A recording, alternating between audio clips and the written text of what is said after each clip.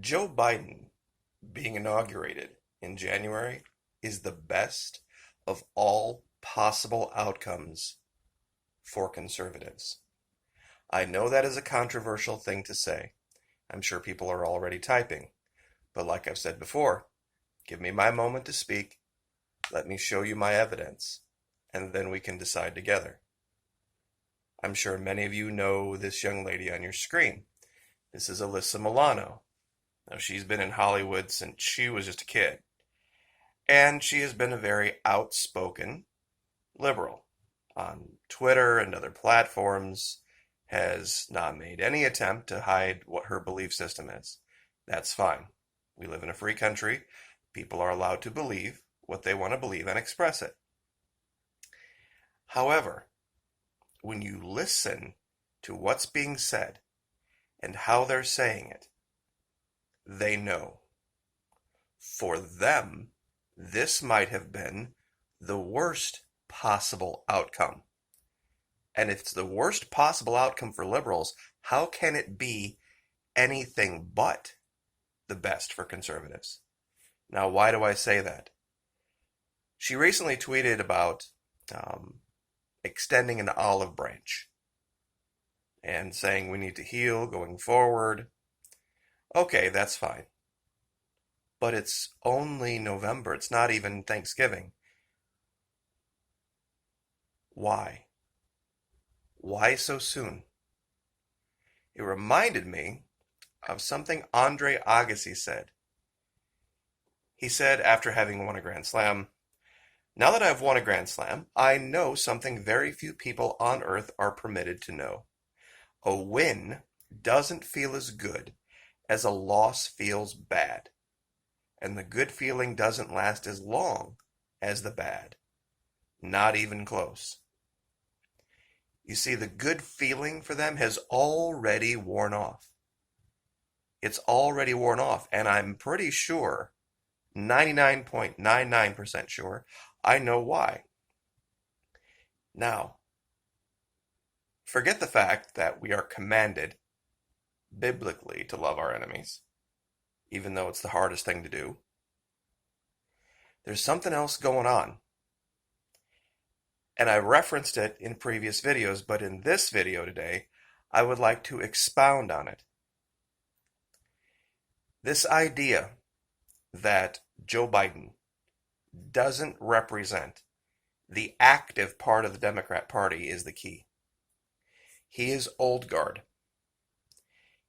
He in no way, shape, or form is emblematic of those who did what was necessary to win the election, whether it be cheat, whether it be influence voters, whatever. Here's going to be the part that is going to confuse most conservatives. Joe Biden has more experience in government than all four of the squad combined, by far.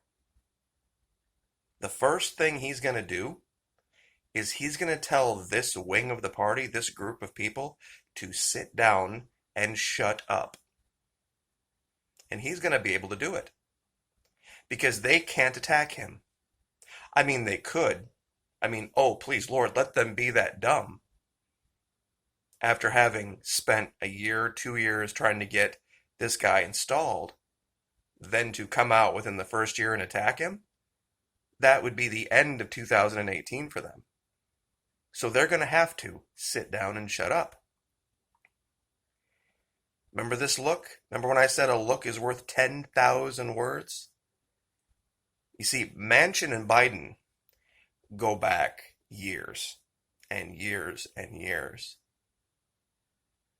And that part of the party Democrat Party doesn't like this other part of the Democrat Party. They loathe them. And I thought of a good analog for conservatives, and this is what's really going to put the glue on today's video. Going back to the 2015 Republican primary, what just happened for the Democrats is the equivalent to having nominated John Kasich or Chris Christie and having them become the president on behalf of conservatives. Let me say this again. For the Democrats, a Joe Biden presidency means to them what a Kasich presidency or a Christie presidency would have meant to Trump supporters. That's how sick to their stomach they are. I mean, just imagine for a minute, go all the way back 5 years. Instead of Trump winning, the Republicans nominate Kasich or they nominate Christie. As a Trump supporter, how would that have made you feel? It would have made you depressed. It would have made you sad. It would have made you think business as usual. It would have made you think nothing has changed, even within your own party. Now, think of that in modern context. This is what has just happened to the Democrats. Biden is going to do more damage to their cause than Trump could have helped our cause in the next 4 years. And that's not an indictment of Mr. Trump. That's just going to show you how good Biden's going to be at destroying the super left part of that wing, of that party, pardon me. They are already nauseated about it. When Miss Milano put out her tweet, she got attacked by as many people from the left as she did from the right. And that's what the real big story is. Because she called for healing, she called for unity, all this kind of stuff. And they said, no, we don't want healing with Trump supporters. We don't want to have anything to do with them. And I'm sure this might have shocked her. I think she was taken aback. You see, reasonable people can sit down and have dinner, and I would, absolutely. I mean, forget the fact that she's a very attractive woman. I would sit down and have dinner with her, have drink with her. And I guarantee there would be no yelling, no shouting, no name calling. We have an intelligent conversation about our belief systems. I'm sure she's very comfortable with who she is, where she comes from, and why she believes what she believes. And so am I.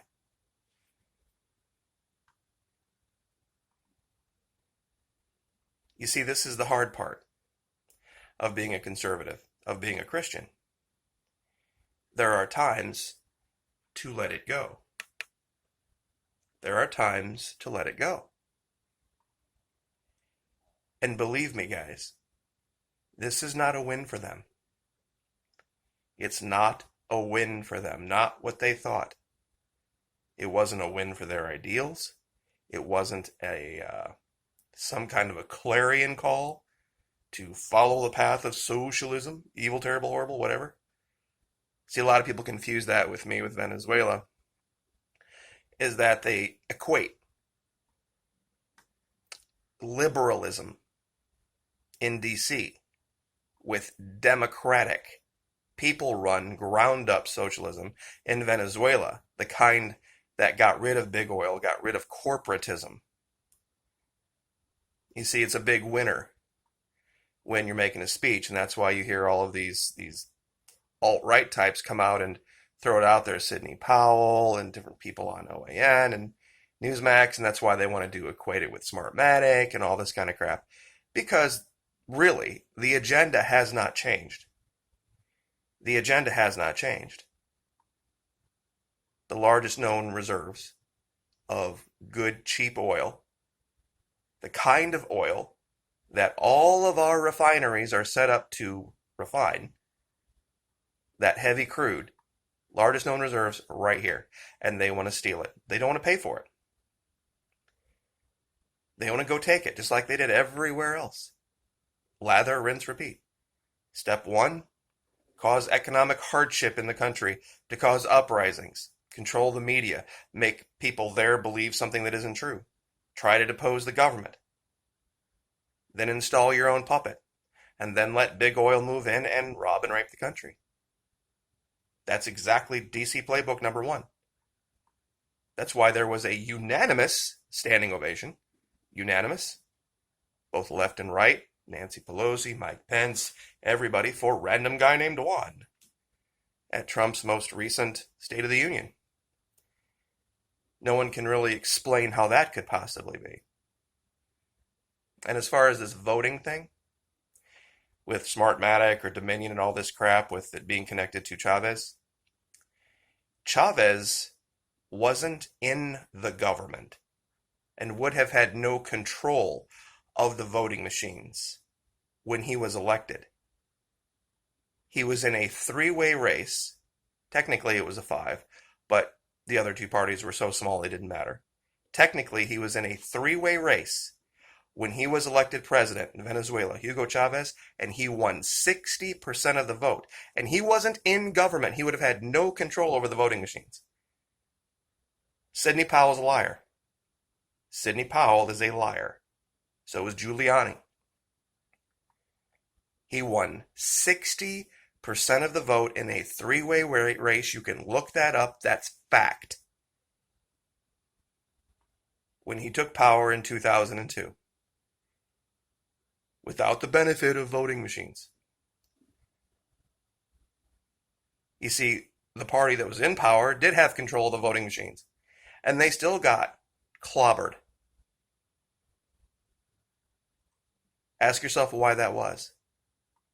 The reason that was is because they took their country back. I mean, really, ground up took their country back.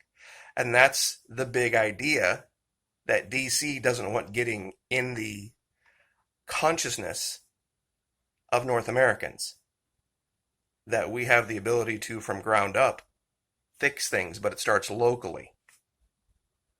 It starts town council, mayor, school board. People still can't explain, Sidney Powell and Giuliani included, if it's just as easy as putting in a thumb drive or drag and drop and all this kind of crap. If it's just that easy, explain Florida. Trump won by almost 400,000 votes down here. It wasn't even close. And we had mail-in voting. But mail-in voting wouldn't matter if you're controlling the vote machine, right? None of that would matter if you can just drop in a thumb drive or drag and drop and all this kind of crap. This is why judges, even Republican conservative judges, have thrown out their case. You can't explain North Carolina. You can't explain Florida. You can't explain Ohio. You can't explain Texas, where all of those machines are in place. They just had a better ground game. They just had a better ground game. But believe me, be careful what you wish for. You might get it. And they're living that reality right now. They're living that reality right now. So if you have something to be thankful for, be thankful for this. Be thankful for this. It's easy when the opponent is up on top of the hill. It's real easy to lob rocks and lob all sorts of stuff at somebody. Well, guess what? Trump ain't on top of the hill anymore. Their guy is. So now he gets to own everything that's coming down the pike. And believe me, they're going to need more than one little fruity drink with an umbrella to get over the next 4 years. And they know it. So, smile, love your enemies, do as the Bible says, understand who you are, understand who they are, pop some popcorn and watch the show. Happy Thanksgiving, guys. God bless. Talk to you soon. Like, share, subscribe.